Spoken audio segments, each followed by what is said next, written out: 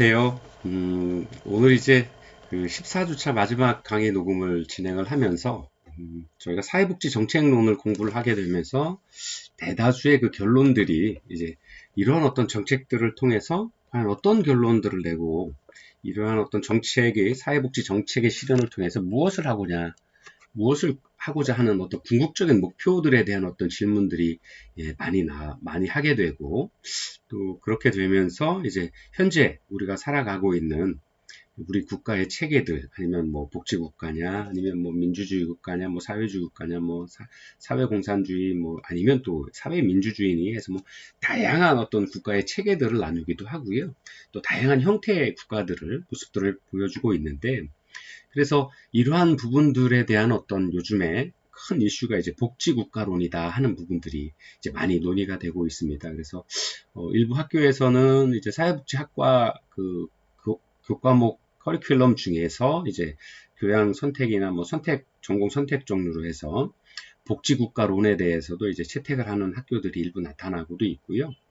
또 실제로 이러한 그 사회복지 정책을 통해서 또는 사회복지의 다양한 어떤 정책적인 방법이나 수단들을 통해서 궁극적으로 이루고자 하는 어떤 국가의 형태들이 어떻게 나타나고 있는가에 대한 어떤 궁금증들도 많이 표현을 하고 있습니다. 그래서 요즘 여러분들도 많이 이제 주변에서 접해 보셨을 거고요. 또는 사회복지 정책이라든가 아니면 지역사회복지 실천이라든가 하는 이런 부분들 또는 그 학회를 통해서도 아마 많은 분들께서 복지국가가 무엇이냐 하는 이런 복지국가론에 대해서 많이 들어보셨을 겁니다. 그리고 또 많은 교재들을 제가 이제 수업을 진행을 하려고 이제 그 교재들을 선택을 하고 다양한 교재들을 점검을 했을 때 사회복지 정책과 관련해서 복지국가에 대한 어떤 복지국가론에 대해서 논의가 되고 있는 것들을 많이 보았습니다. 그래서 저희가 이제 14주차 시험이기도 하고 또 그다음에 저희 교재가 다 끝난 다음에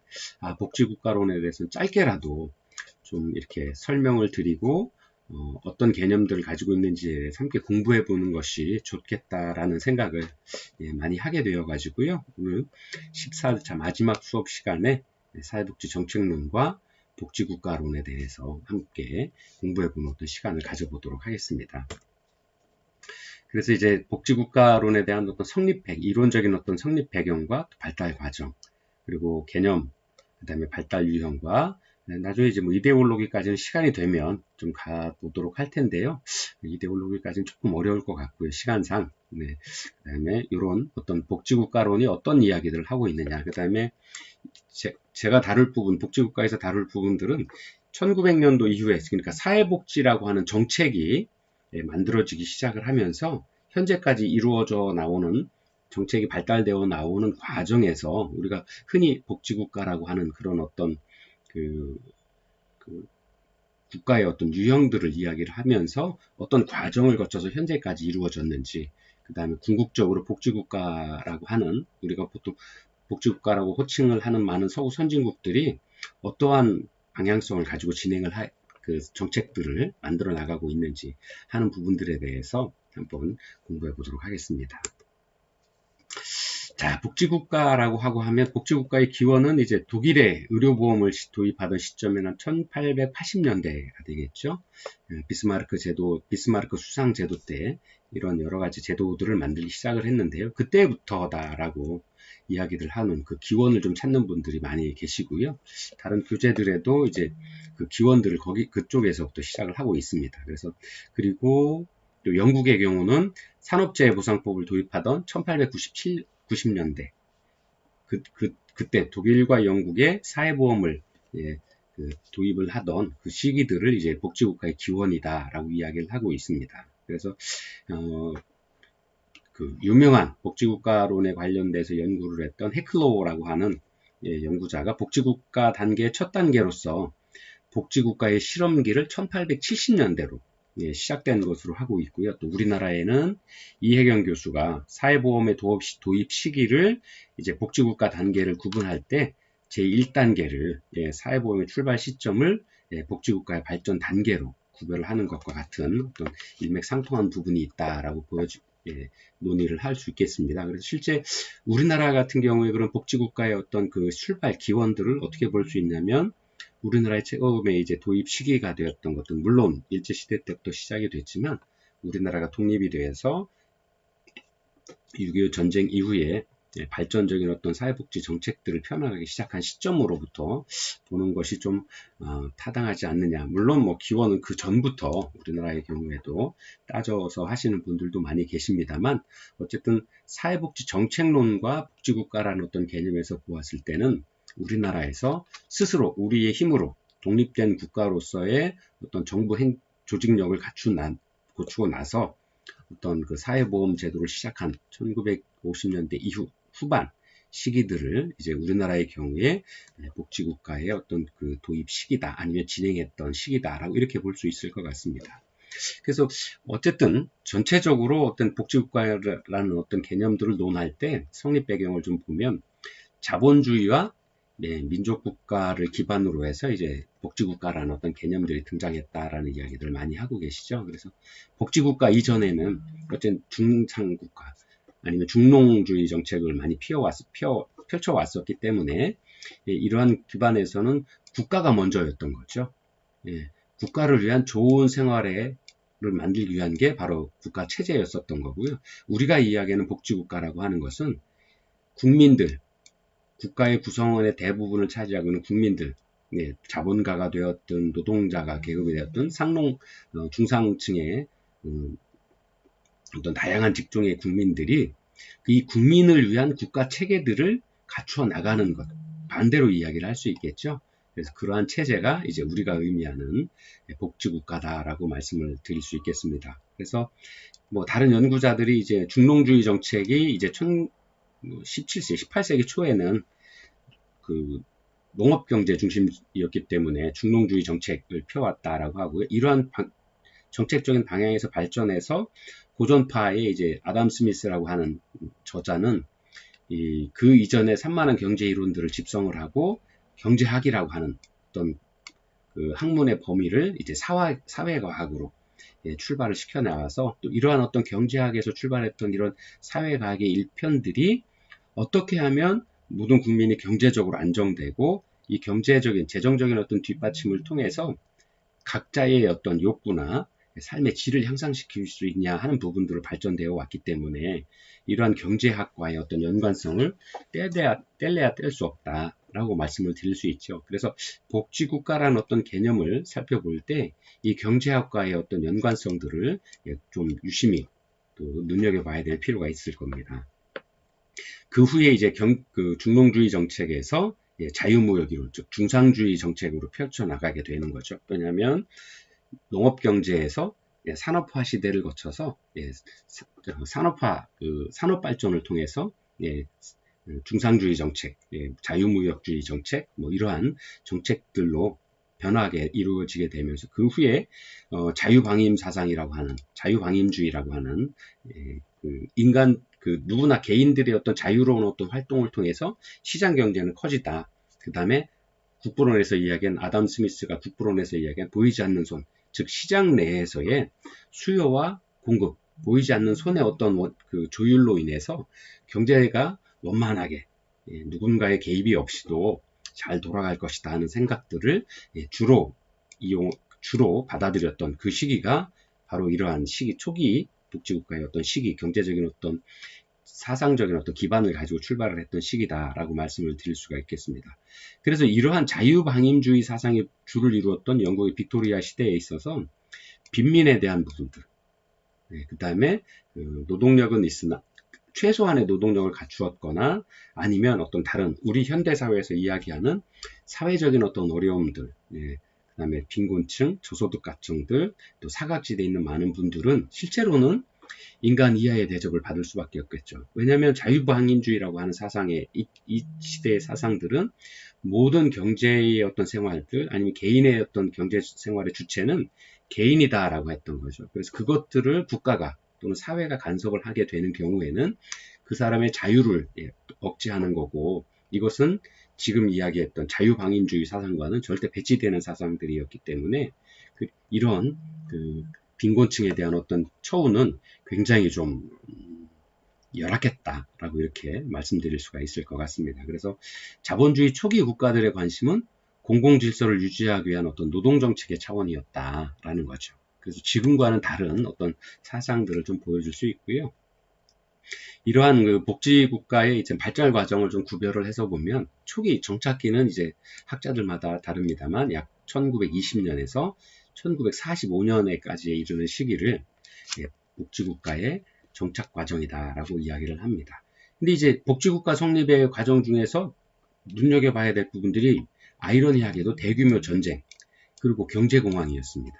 45년이면 2차 대전이 끝날 때죠. 그 다음에 1920년이면 1차 대전에 발발해서 1차 대전이 끝난 시기.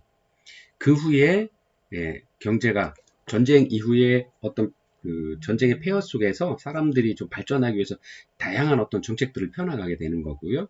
그 후에 또 경제공황 상태가 생겨서 이러한 상황에서 국가가 사회에 어떤 많은 노동력들이 모여져서 중상주의 정책, 즉 자유경쟁사에서 중상주의 정책으로 외국의 물건을 만들어서 팔고 거기에서 어떤 이익을 취함으로써 경제적인 이익을 쌓아나가야 되는데 가장 기본적인 그 생산을 하기 위한 노동력들이 굉장히 부족했다라고 하는 거죠.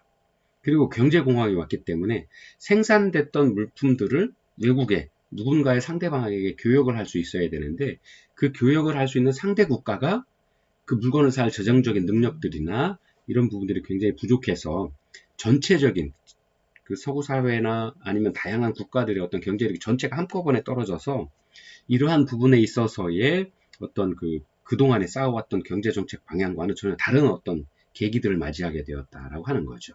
그래서 그러면 어떻게 해야 되는데 라고 되돌아보았을 때 이 가장 기초적인 생산을 하기 위한 노동계급들이 즉 우리가 이 시절에 이야기했던 자본가와 노동계급의 분리를 통했을 때 이 빈곤층이라고 할 수 있는 노동자 계급들이 최소한의 삶을 살아갈 수 있도록 그래서 건강하게 직장 생활을 하고 생산 현장에 와서 일을 해서 그들이 만들어진 제품을 가지고 자본가들이 어떤 경제활동을 통해서 함께 윈윈을 할 수 있는 어떤 필수 불가결한 요소다라는 것을 인식을 하게 되는 시기가 바로 정착기다라고 말씀을 드릴 수가 있겠습니다. 그래서 전쟁이나 이런 대규모 전쟁이나 경제공황 때문에 국민 생활에 대한 광범위한 국가의 개입들, 자본가들의 개입들을 초래할 수밖에 없게 되는 그런 상황이 되었죠. 그렇지 않으면 함께 공멸하는 상황이 되니까 그런 부분에 대한 적극적인 개입이 이루어질 수밖에 없었고요. 또 엄청난 수의 빈민을 양산하게 할 수밖에 없었기 때문에 대규모 전쟁이나 이런 경제 공황 상황에서는 그래서 종래의 사회보험이나 구빈제도만 가지고서는 그런 문제들을 가지고 해결해 나갈 수가 없었다라는 거죠.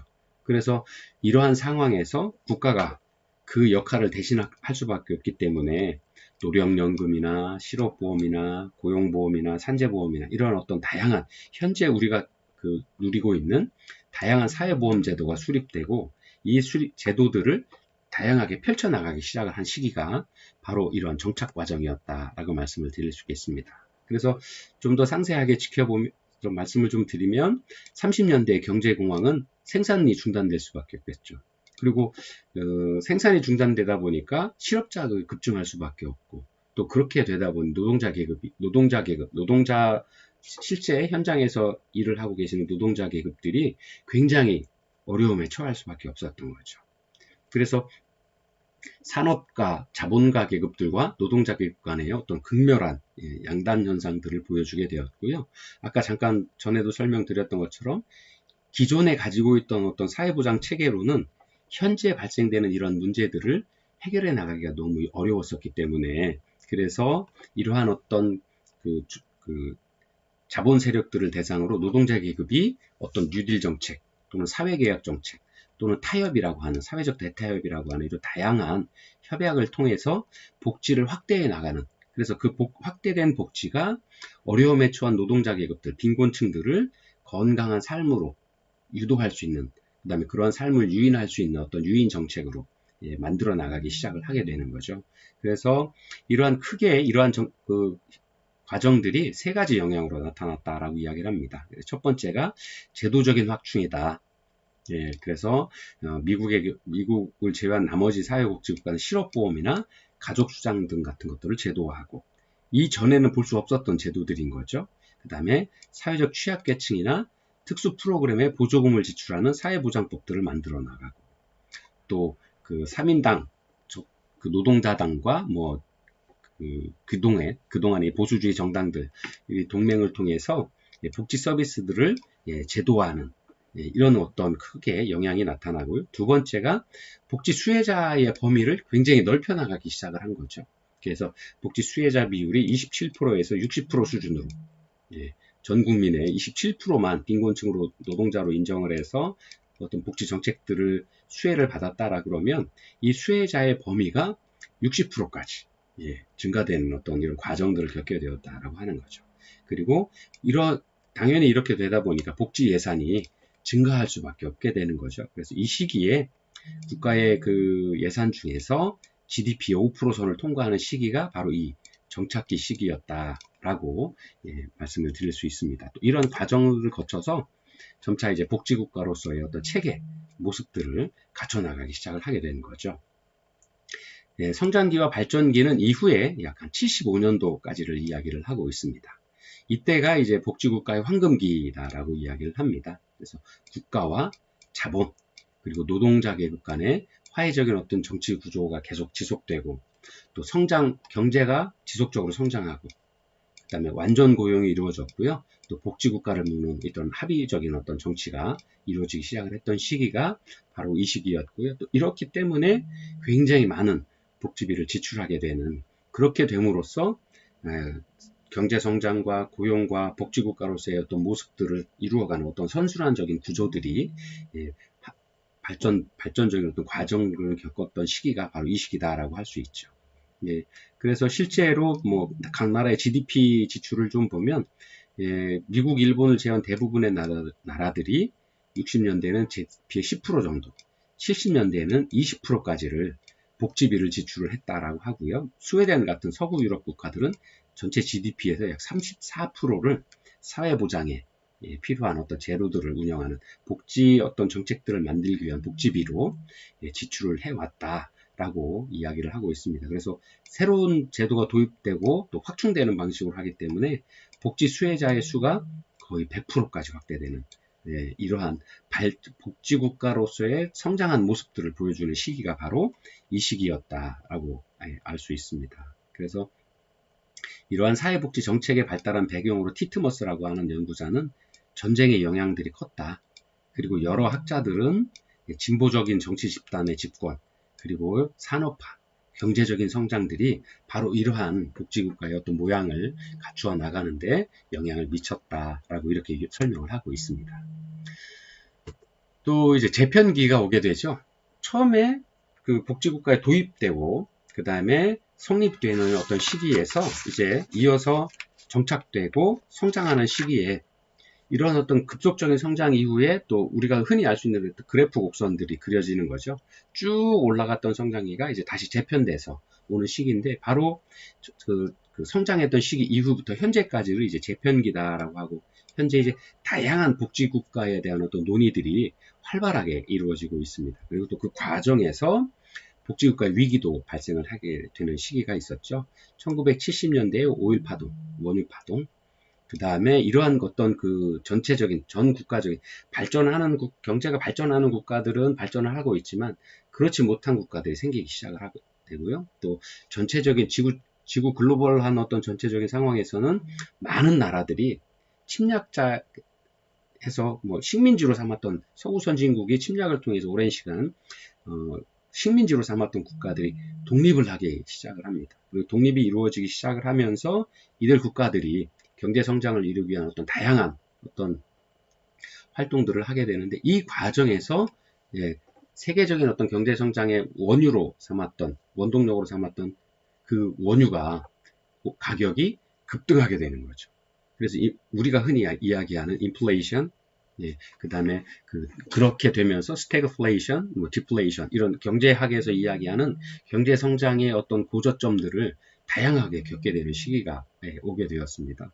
그래서 경제 성장이 급속하게 성장했던 경제가 일정 선에 머물러서 정체되다가 오히려 경제 성장이 떨어지는 하향 곡선을 이루게 되는 시기가 맞게 되면서 새로운 정책들을 우리도 펴나가게 되는 거죠. 그래서 복지국가의 어떤 위기가 발생을 하게 되는데요. 오일 쇼크로 인해서 물가 상승과 실업률이 급하게 상승하게 되죠. 그래서 이 시기에 1980년대를 전후한 영국과 미국을 보게 되면 영국의 대처수장이 철회수장이라고 그랬었죠. 그 다음에 미국에서는 공화당의 레이건 대통령이 그래서 대처리즘, 우리가 하는 레이건오믹스라고 하는 신자유주의 정책, 신보수주의 정책들을 펴나가기 시작을 합니다. 그래서 이 미국과 영국의 어떤 경제 정책들이 아니면 복지 정책들이 복지를 급격하게 축소하고 그 다음에 이러한 어떤 신보수주의 정책이 들어서게 되는데 오히려 다시 그 시장 경제에 국가가 개입하는 것은 잘못되어 있다.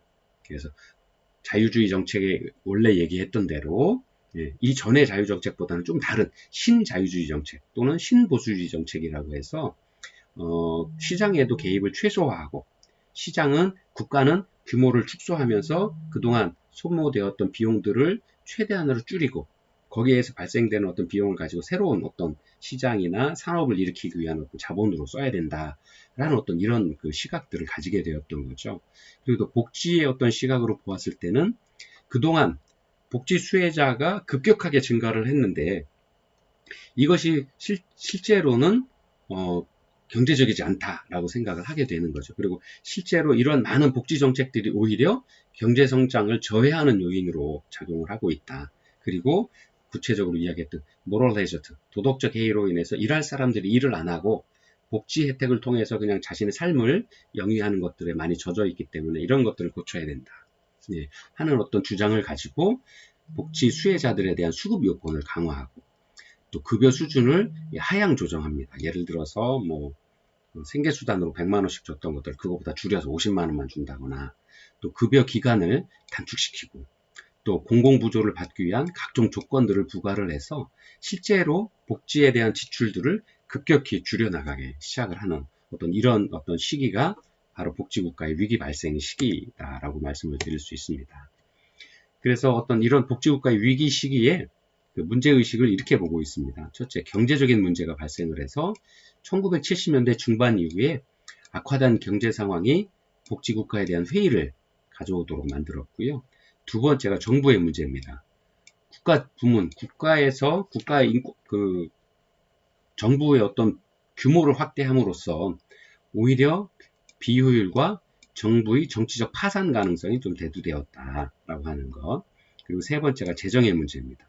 사회복지에 대한 수요 증가와 지출 증가에 비해서 조세 주입의 한계로 인해서 정부의 재정 적자가 발생했다. 그래서 이 정부의 재정에 대한 어떤 적자를 줄이기 위해서 정부의 규모도 줄이고 아까 잠깐 설명드렸던 복지 수혜 혜택도 급격하게 줄여나가기 시작을 했던 거죠. 그래서 국가에서 걷어내는 세금과 정부 지출과 어떤 수입의 균형을 맞추기 위해서 이러한 복지 수혜의 혜택들을 줄여나갈 수밖에 없게 되는 이런 어떤 문제점들을 안게 되었던 거죠. 그리고 합법화의 문제로서 국민들이 복지국가에 대한 어떤 지지들을 많이 철회했던 시기가 바로 이러한 이 시기였다라고 말씀을 드릴 수 있겠습니다. 그래서 그 후에 이제 현재까지도 복지국가를 좀 어떻게 새로운 현대의 사회에 맞는 어떤 그 과정으로 변경해가는 과정 중에 있다라고 말씀을 드릴 수 있고요. 80년대 이후에 복지국가에 대한 재편이 가시화되면서 복지국가의 어떤 개념들 또 복지국가의 어떤 정책들에 대한 사회복지 정책에 대한 다양한 어떤 변화의 목소리들이 일어나가기 시작을 하는데 이 시기에 또 하나 좀 놓치지 않아야 될 것이 민주주의적인 선거 정치에도 변화를 좀 가져오는 시기가 오히려 이런 어떤 정책적인 변화의 그 다음에 선거의 변화, 그 다음에 시장 경제 중심 체제의 변화가 바로 우리가 이야기하고 있는 복지국가의 어떤 재편의 과정들로 연결이 되어 있다라고 이야기를 드릴 수 있습니다.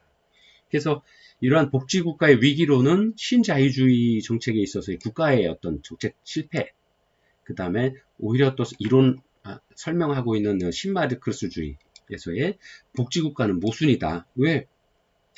함께 모여서 함께 생산하고 공동 소비를 해야 되는데 그 다음에 또 일한 만큼 받아가야 되는데 일하지도 않았는데 일정 구간을 국가가 책임져 준다라고 하는 것은 이것은 모순이다. 예, 그렇게 되면서 사람들이 일을 하지 않게 된다. 그러니까 똑같이 일하고 똑같이 그런 어떤 사회복지 정책에 대한 수혜를 받아야 된다라고 이야기를 하고 있고요. 사회민주주의 이론에서는 실용주의 이론인 거죠. 실제 이러한 어떤 그 많은 변화들이 실용적인 관점에서는 조금 더 개선되어 나갈 수 있지만 그 과정의 변화는 어쩔 수 없다라고 하는 어떤 이론적인 어떤 근거들을 제시를 하고 있는 부분들이 많이 있습니다. 그리고 또 하나 복지국가가 이렇게 발전이 하게 되면서 재분배에 관한 문제들이 많이 떠오르기 시작을 합니다. 그래서 처음 복지국가가 발전하는 초기에서부터 자본가 계급과 노동자 계급, 뭐 현재는 그것보다 좀 더 세밀하게 분화되어 있죠. 현재 우리나라의 현대사회를 좀 보면 자본가 계급들과 아니면 그 실제 자본을 가지고 계신 분들과 또 노동자 계급 또는 이제 자영업자 계급 이런 부분들에 대해서 어떻게 우리 사회 공동체에서 또는 국가에서 만들어 놓는 그 잉여 자원들을 어떻게 재분배할 거냐, 어떻게 공정하게 재분배할 거냐 하는 문제들에 대한 다양한 의견들이 논의되기 시작을 했던 거죠. 그래서 코르피라고 하는 어떤 그 연구자는 노동 계급에 의한 권력 자원의 동원의 정도가 복지국가 발전은 물론 특히 재분배 효과를 주장한다라고 이야기를 하고 있습니다. 그래서 노동 계급을 조직화하고 노동 계급의 내부 결정 속도를 결속 속도를 어느 정도 만들어 가야 되느냐, 또 노동 계급과 좌파 정당 사이의 결합 정도, 좌파라고 하는 급진적인 사회복지 정책들을 펴나가야 된다. 사회개혁 정책들을 주장하는 정당들인 거죠. 그래서 이러한 자원들 간의 어떤 그 국가의 발전 정도와 또 그 복지국가에서의 재분배 어떤 정책들을 어떻게 펴나갈 거냐에 대한 문제들에 대해서 많은 논의들이 이루어지기 시작을 했던 거죠. 그래서 이러한 노동자 계급과 좌파 정당의 정치력이 모두 낮은 수준일 경우에는 복지 빈공국이 될 수 있고 또 이 두 변수가 수준이 점점 올라갈수록 복지 지체국가, 그 다음에 복지 중진국, 그 다음에 이러한 과정을 거쳐서 복지 선진국, 사회복지 국가의 수준으로 나타날 것이다 라고 이야기를 했던 거죠. 그래서 마지막으로 이 두 변수가 최상위점, 극단적의 어떤 높은 수준에 도달하면 노동자 계급의 조직력과 정치력들이 최고의 이상적인 어떤 수준에 도달하게 되면 복지 국가를 통해서 사회주의를 실현하겠다고 하는 사회민주주의자들의 염원들인 복지사회주의가 실현될 것이다 라는 어떤 주장들까지도 현대사회에서 만들어지기 시작을 했다라고 설명을 드릴 수 있습니다. 자, 그리고 이제 요즘 많이 이야기되는 이제 복지국가의 개념들을 간단하게 정리해 볼 건데요. 영어상의 표기가 이제 The Welfare State라고 하는 것 또는 A Welfare State라고 하는 것. 더라고 하는 정관사와 어라고 하는 부정관사가 하나가 들어가 있죠. 그래서 마샬과 존슨이라고 하는 연구자는 복지국가라는 용어를 영국에 한해서 적용해야 된다. 또 웰런스키와 루보라고 하는 연구자는 자유세계의 부유국을 복지국가라고 이야기를 한다. 그다음 미쉬라라고 하는 연구자는 혼합경제, 자유정치, 사회복지 등 세 가지 특징을 지닌 전후 서방국가를 복지국가라고 이야기를 해야 된다라고 하는 거죠. 그래서 더 웰페어라고 하는 것은 정관사가 붙어 있기 때문에 어느 특정한 나라 아니면 특정한 어떤 조건을 가진 나라들이 이제 복지국가다라고 하는 이야기를 하는 거고요. 여기서 이제 웰페어 그냥 부정관사가 붙은 하나의 개념을 나타내는 어떤 개념으로는 이런 다양한 어떤 경제적인 어떤 그 조건들 이런 것들을 갖춘 나라들을 이제 복지국가다라고 한다 하는 어떤 영어상의 표기를 좀 보여주고 있고요. 또 대문자로 쓰기도 하고 또 소문자로 쓰기도 하는데요. 대문자로 쓰면 뭐 고유명사가 되겠죠. 그렇죠? 그다음에 소문자로 쓰면 보통명사가 되는데 이러한 구분 역시 뭐 큰 의미를 둔다라기보다는 불특정 또는 어떤 특정 국가를 어떤 의미하는 어떤 개념으로 사용되고 있다라고 볼 수 있겠습니다.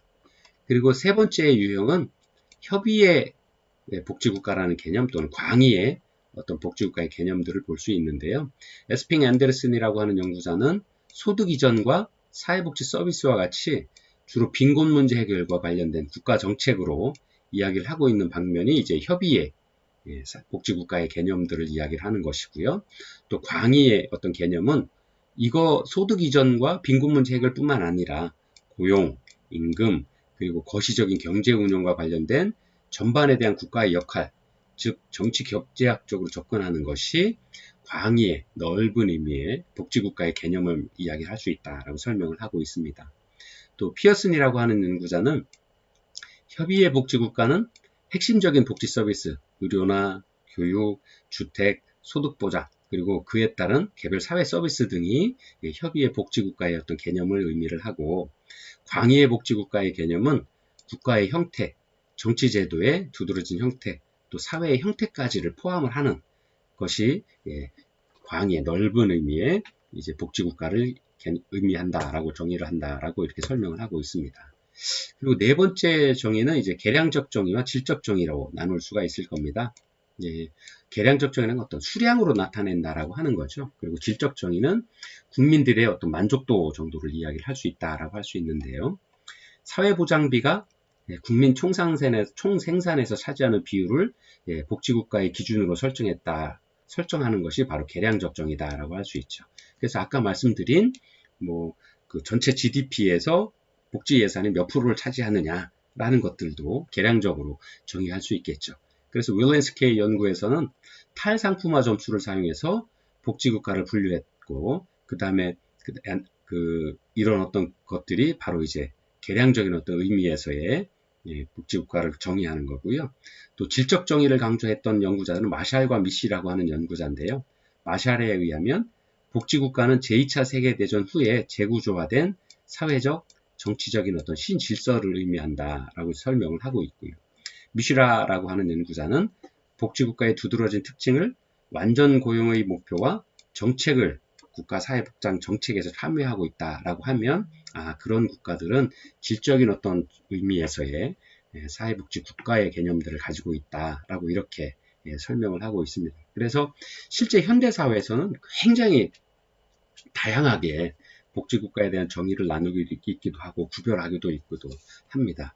그리고 이제 실제 마지막으로 좀 설명드릴 수 있는 것은 복지국가가 가지고 있는 어떤 가치에 대한 개념들이다라고 말씀을 드릴 수 있겠습니다. 그래서 복지국가의 7가지 가치 이념을 보통 평등, 그리고 자유, 그리고 민주주의, 그리고 사회적인 형평성, 그 다음에 연대감, 보장성, 그 다음에 마지막으로 경제적 능률성까지를 포함을 해서 이러한 어떤 그 개념들을 가지고 있느냐 없느냐에 따라서 복지국가의 어떤 가치를 논의를 하고 있습니다. 그래서 이러한 어떤 그 개념들이나 발달 과정, 그 다음에 어떤 가치들을 좀 논의를 해봤을 때 현재 우리 사회에서 또는 우리 그 글로벌 사회에서 차지하는 이 대한민국이 과연 복지국가냐 라는 어떤 의미들을 한번 생각을 해보신다라 그러면 앞으로의 우리나라가 사회복지 정책에서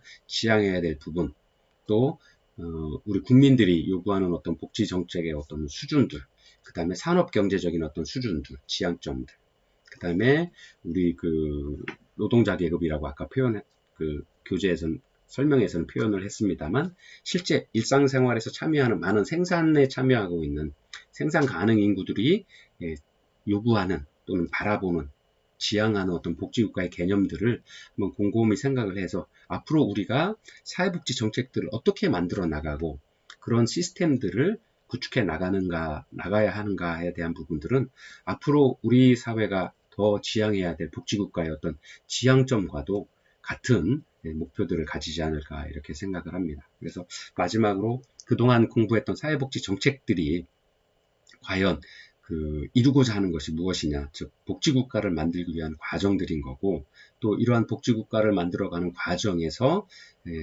그 수단으로 사회복지 정책들 우리가 공부했던 다양한 사회복지 정책들이 이용이 될 것이다 하는 것들을 말씀을 좀 드리면서 수업을 모두 마치도록 하겠습니다. 수고 많으셨습니다.